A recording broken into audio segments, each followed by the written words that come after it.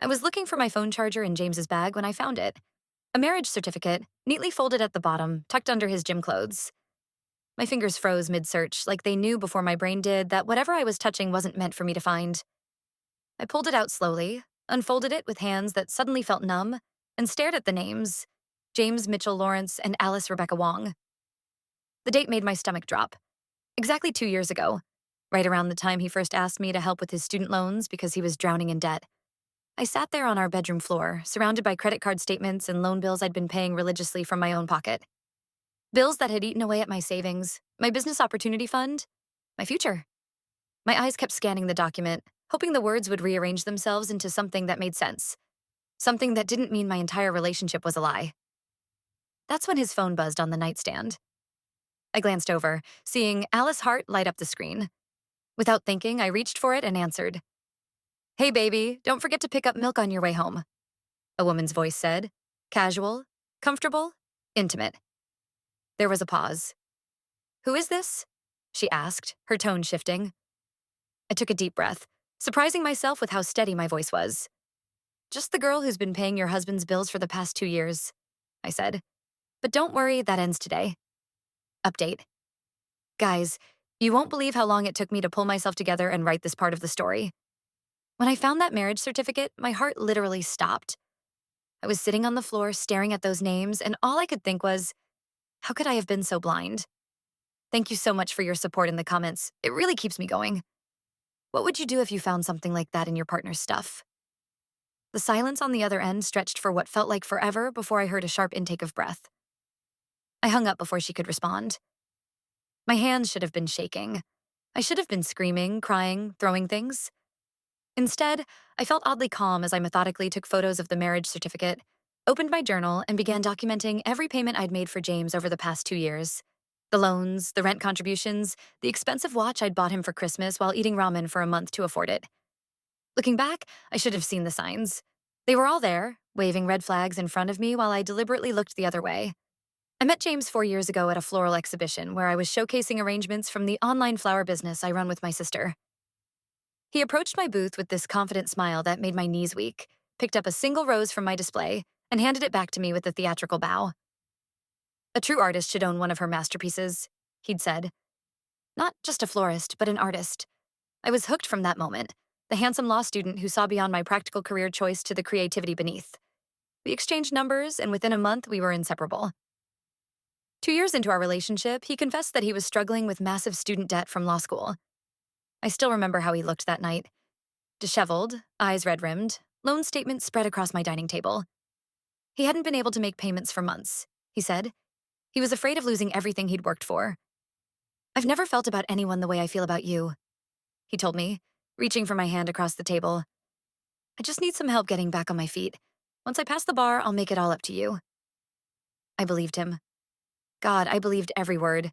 I took on extra shifts at the local coffee shop in addition to running my business. I put off expanding our floral company even when we got offers from two upscale boutiques wanting to carry our arrangements. Every spare dollar went to his loans, his car payments, his half of the rent that mysteriously became my entire rent. My sister warned me. "Emily, he's using you," she'd say during our weekly business meetings. "When was the last time he contributed anything?"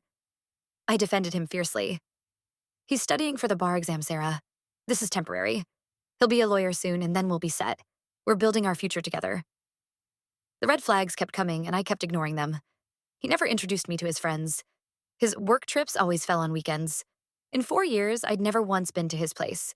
He always came to mine, claiming his apartment was too small, too messy, too inconvenient. Once I found a woman's hair clip in his car. He laughed it off as belonging to a colleague who needed a ride. I believed that too. After finding the marriage certificate, I couldn't stop myself from digging deeper. Still sitting on my bedroom floor, I opened my laptop and searched for Alice Wong on social media. I found her immediately. A stunning woman with an elegant corporate headshot, designer clothes, and a luxury car featured in her photos. There were no pictures of James on her profile, but there were several close-ups of a hand with a platinum wedding band and captions like 5 years of happiness with my best friend and anniversary weekend getaway. 5 years. They had been married for 5 years when I met him. This wasn't some overlap in relationships or a recent decision. I had been the other woman from day one, completely unaware. With shaking hands, I opened our joint bank account. the one I'd insisted on creating to help him manage his loan payments more effectively. The statement history loaded, and there they were. Regular transfers labeled e-gift on dates that matched my birthday, our anniversary, Christmas. He had been using my money I thought was going toward our future, to buy presents for his wife. I called my sister, unable to hold back the sobs anymore. "Sarah," I choked out when she answered. "He's married. He's been married this whole time." "What?" "Slow down, Em. What are you talking about?" The concern in her voice only made me cry harder. "James, he has a wife. I found their marriage certificate. He's been married the entire time we've been together." Sarah was at my apartment within 20 minutes. She looked through everything I'd found, her expression darkening with each piece of evidence. "We should call the police," she said finally. "This is fraud. He's been taking your money under false pretenses." I shook my head. "No," I said firmly. "I don't want him to just get a slap on the wrist or a few months in jail. I want him to pay back every cent, and I want him to lose everything he values." As if on cue, I heard keys in the front door. James walked in with a bouquet of peonies, my favorite, and a small velvet box. His smile was bright, oblivious to the storm waiting for him. "I finally made a decision," he said, dropping to one knee in our living room while my sister and I watched in stunned silence. "Emily Chen, will you marry me?" I looked at the ring, then at my sister's horrified face, then back at the man I thought I knew. With the strangest sense of detachment, I reached for the ring and slipped it on my finger. "Yes," I said, my voice steady. "Of course I will." Sarah shot me a look of pure confusion, but I gave her a subtle nod. She didn't understand yet, but she would soon. This wasn't acceptance. This was the first move in my plan. That night, as James slept beside me, I lay awake staring at the ceiling. The engagement ring felt heavy on my finger. A symbol not of love, but of betrayal. Yet instead of the crushing pain I'd expected, I felt an odd sense of clarity washing over me. I turned to look at him, this handsome liar sleeping peacefully beside me. The moonlight from the window cast soft shadows across his face. The face I had trusted. The face I had loved. In that moment, I realized something profound. I didn't feel heartbroken anymore. I felt free. Free because the uncertainties that had plagued me. Why he never fully committed. Why there were always excuses. Why I never quite felt secure. Suddenly had an explanation. It wasn't me. It had never been me. The relationship I'd been fighting so hard to preserve had never existed in the first place. "I'm done," I whispered to his sleeping form. Not with anger or sadness, but with a firm resolution that settled deep in my bones. I wouldn't scream or throw his things out the window or demand explanations. There would be no dramatic confrontation where he could twist his words and manipulate my emotions once again. Instead, I would be strategic, methodical. If he thought I was a fool before, he was about to discover just how wrong he'd been. The next morning, while James was in the shower, I began compiling a detailed financial report. Every loan payment, every rent check, every credit card statement, every gift, every dinner I'd paid for, all meticulously documented in a spreadsheet. By the time he left for work, wherever he actually went each day, I had calculated that I'd spent over $78,000 on him in the past 2 years alone. Once he was gone, I called in sick to the coffee shop and made an appointment with Patricia Miller, a lawyer specializing in financial fraud. I'd found her through a quick online search for the best fraud attorneys in our city. Her reviews were stellar, particularly from people who'd been scammed by romantic partners. "I need to know if I have a case," I told her in her sleek downtown office, sliding my folder of evidence across her desk. He was legally married to another woman while asking me for money and promising me a future together. Patricia reviewed the documents, her expression growing increasingly serious. "This is textbook fraud," she said finally. "He made material misrepresentations to obtain your money. The fact that he recently proposed to you despite being married, and that you have documented evidence of financial transactions, strengthens the case considerably." For the first time since finding that marriage certificate, I felt something like hope. "What do we do next?" I asked. Patricia smiled, a sharp, knowing smile that told me I'd chosen the right attorney. "First, we gather more evidence. Second, we prepare to strike in a way that leaves him no wiggle room." Over the next week, I became a detective in my own life. I recorded conversations with James where he talked about our future together. I compiled text messages where he thanked me for saving him financially. I gathered witnesses, friends who could testify that James had introduced me as his girlfriend, that he had talked about marrying me someday. I even recovered emails where he'd explicitly asked me for money for his student loans, promising to pay me back once he was on his feet. But the most crucial piece of my plan involved someone I'd never met, Alice Wong Lawrence. Using the contact information from James's phone, I sent her a message asking to meet. To my surprise, she agreed almost immediately, suggesting a coffee shop across town. "I'll be wearing a blue blazer," she wrote. The coffee shop was upscale and quiet, the kind of place where business meetings happen over $7 lattes. I spotted her immediately, impeccably dressed in the promised blue blazer, her dark hair pulled back in a sleek ponytail. She was even more beautiful in person than in her photos, which somehow made everything worse. "Thank you for meeting me," I said, sliding into the seat across from her. My hands were trembling slightly, but my voice remained steady. She nodded, her expression unreadable. "I think we have a lot to discuss, don't we?" I placed my folder on the table between us. "I don't want to break up your marriage," I began. "I just want justice, and I thought you deserved to know everything." I showed her the evidence, the bank statements, the text messages, the loan payments. I showed her the engagement ring James had given me just days before. With each document, her composure cracked a little more until finally, she let out a sound somewhere between a laugh and a sob. "You're not the first," she said, her voice cold. "There have been others before you." The revelation hit me like a physical blow. "Others?" Alice nodded, reaching into her own bag and pulling out a sleek leather portfolio. "I've been tracking his activities for over a year. There was a woman named Diane before you, and someone called Rachel before her. Same pattern every time. He finds successful women with good credit, convinces them he's drowning in debt, and drains them dry." She flipped through pages of her own documentation, bank statements showing large deposits right around the times I'd made payments to James's accounts, photographs of him with other women, records of expensive purchases that coincided with the e-gift transfers I'd seen. "Why are you still with him?" I couldn't help asking. Alice's smile was sharp enough to cut glass. "We've been separated for 2 years, but he doesn't know that I know about his scams. I've been building my case, waiting for the right moment." She looked at me with newfound respect. Maybe that moment is now? We spent the next hour comparing notes and formulating a plan. By the time we left the coffee shop, I felt something I hadn't expected. A bizarre sense of camaraderie with the woman who was technically still my boyfriend's wife. That evening, James came home to find me, Sarah, Alice, and Patricia all sitting at my dining room table, documents spread out before us. His face went from confusion to shock to fear in the span of seconds. "What is this?" he stammered, his eyes darting between us. "Alice, what are you doing here?" "Hello, James," Alice said calmly. "I think it's time we all had a conversation, don't you?" "This isn't what it looks like," he began, running a hand through his hair, a gesture I once found endearing but now recognized as his tell when he was about to lie. "I can explain everything." "Please do," Patricia said, sliding her business card across the table.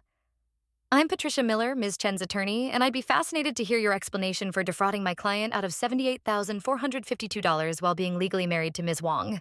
James's face drained of color. He looked at me pleadingly. "Emily, baby, let's talk about this privately. This is all a misunderstanding." "Is this a misunderstanding too?" I asked, holding up my left hand with his engagement ring. "Were you planning to commit bigamy, or were you just never going to go through with it?" "And what about these?" Alice added, spreading out credit card statements showing purchases at high-end jewelry stores with my money. "Earrings for your mother's birthday?" I'm sure she'd be interested to know where they really came from. James's expression hardened, shifting from pleading to threatening in an instant. "You have no proof of anything. It's your word against mine." Patricia smiled thinly. "Actually, we have quite a bit of proof." She gestured to the documents on the table. "Bank records, text messages, witnesses, recorded conversations in which you explicitly asked Ms. Chen for money while promising a future together. That's fraud, Mr. Lawrence, and that's just the beginning. We've also taken the liberty of compiling all this information," I added, pulling out copies of everything we'd gathered. "One set for your employer at the law firm where you claim to be a junior partner. By the way, I called them yesterday. You're actually a paralegal, not an attorney. You never even took the bar exam." James lunged for the papers, but Sarah moved them out of reach. "The second set is for the State Bar Association," she continued for me. "I believe they take a dim view of people misrepresenting themselves as lawyers." "The third set," Alice said, "accompanies my divorce filing, which includes evidence of your multiple affairs and financial misdeeds."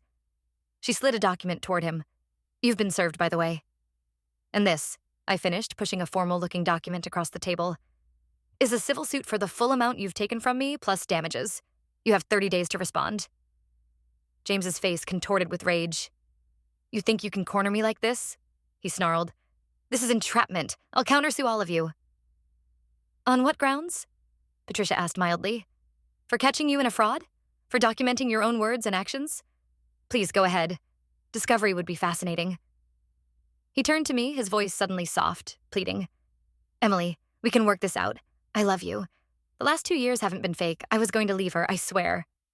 Save it, I said, standing up. You stole 2 years of my life and almost $80,000. Now you're going to pay for it. Literally and figuratively. You have until tomorrow to move your things out of Miss Chen's apartment, Patricia added. After that, anything remaining will be considered abandoned property. James looked around the table at the four of us, the women he had underestimated. And for the first time since I'd met him, he seemed at a loss for words. Without another sound, he turned and walked out, slamming the door behind him. The silence that followed felt like a physical presence in the room. Then Sarah broke it with a low whistle. Holy shit, she said. That actually worked. Alice laughed, a genuine sound that seemed to surprise even her. The look on his face when he saw all of us together? I've been waiting 3 years to see him cornered like that. This is just the beginning, Patricia cautioned.